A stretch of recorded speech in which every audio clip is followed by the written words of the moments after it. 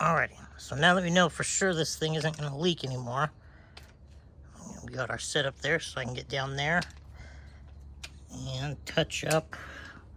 I'm going to start with the diff in there.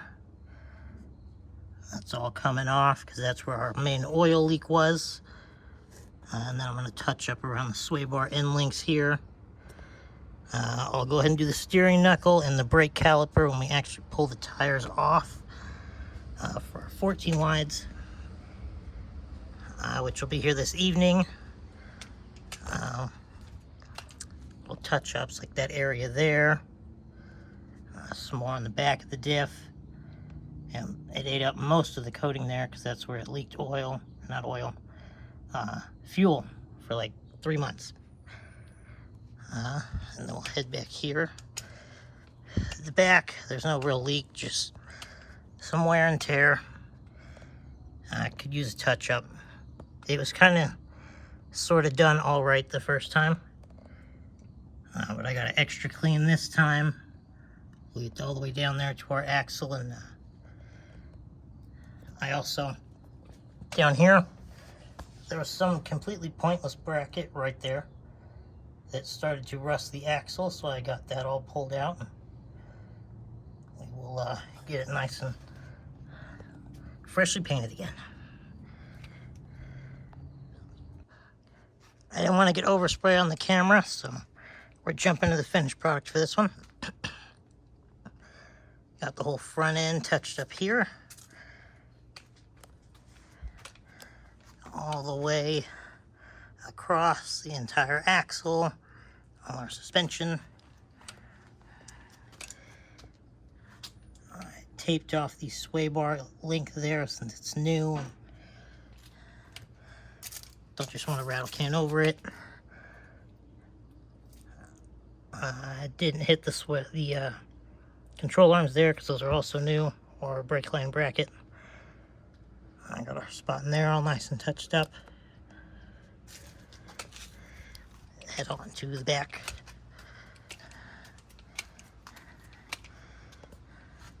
Now, I do still plan on just getting rid of this sway bar back here. I went ahead and touched it up with everything else as well. The whole fender liner, well, lack thereof. The actual bed is painted black. That way we can get up in here and clean stuff.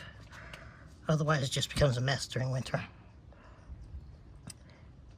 And we'll cut to the front since it takes me like 35 steps. Alright, back up at the front passenger. Another shot of the other sway bar end link and our new steering stabilizer. So now I am just waiting for the mailman to show up with our new shoes. Well, the 14 wides did not actually show up yesterday. They got delayed for whatever reason. While I was at work today, they did show up. So we will go over here and take us a look.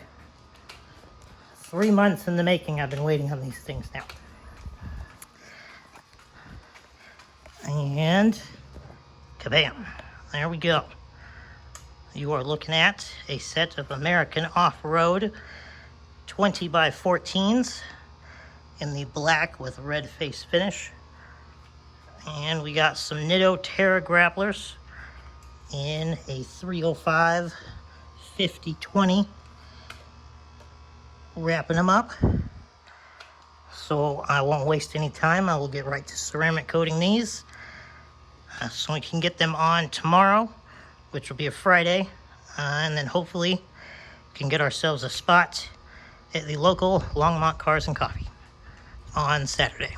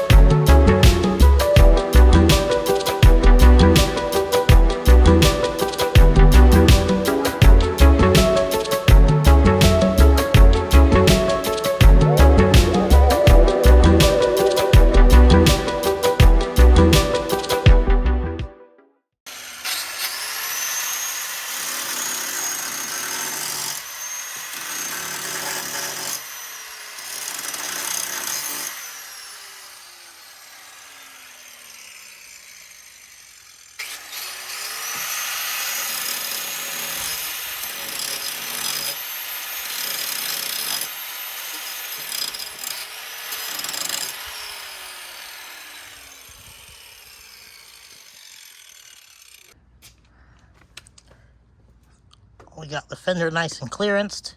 Hopefully that's enough. On our tires, I did get them just a hair shorter. Not quite an inch, to help us clear at least a little bit. How much that'll actually help, we're about to find out.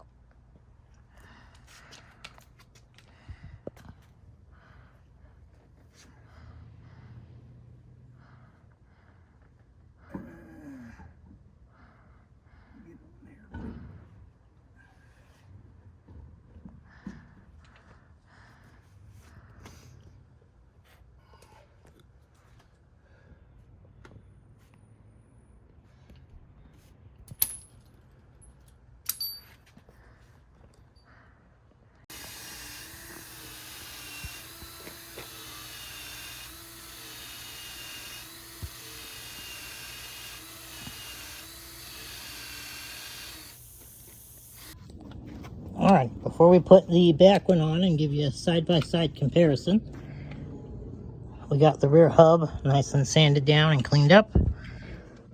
Some minor touch-ups here in the back now that the wheel's off.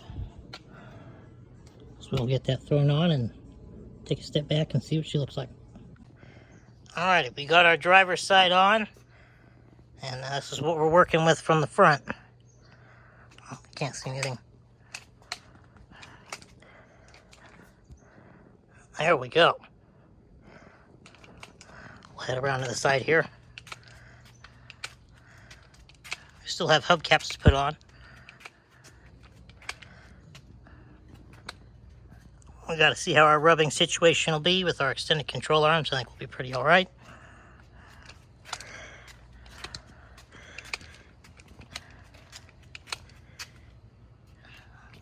We'll fast forward 30 steps over there. I backed up as far as I could, but it's still not going to be enough. But they are way out there. I thought these ones over here looked pretty good, which they do. They're a lot more normal than I realized. I also think the hubcap is going to fit on the rear, so we're not going to have to paint quite as much. But we will get the other side swapped and see how it turns. This hub nice and painted up as well. But as you can see, we are running out of daylight. So we'll get this thrown on and revisit in the morning.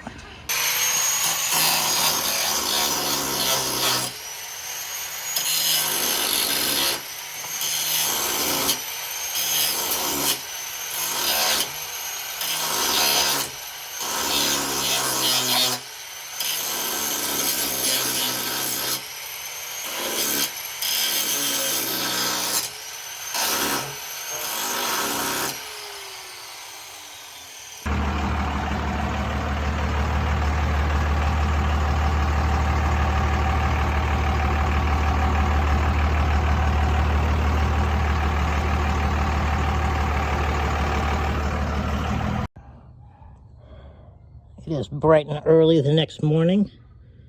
We didn't end up getting wrapped up with these until almost 9:30.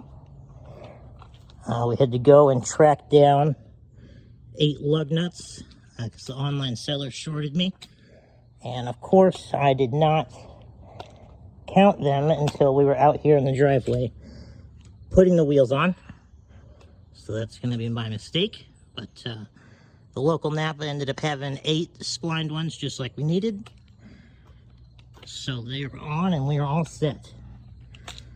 Now we're going to take a trip over to the local Cars and Coffee and see if we can't get it parked inside. And then later this afternoon I will go get some better B-roll and whatnot and edit some cool music in there for you guys to take a better look at the wheels. And we'll get all the fun angles. This is the one I was looking for right here. Boom.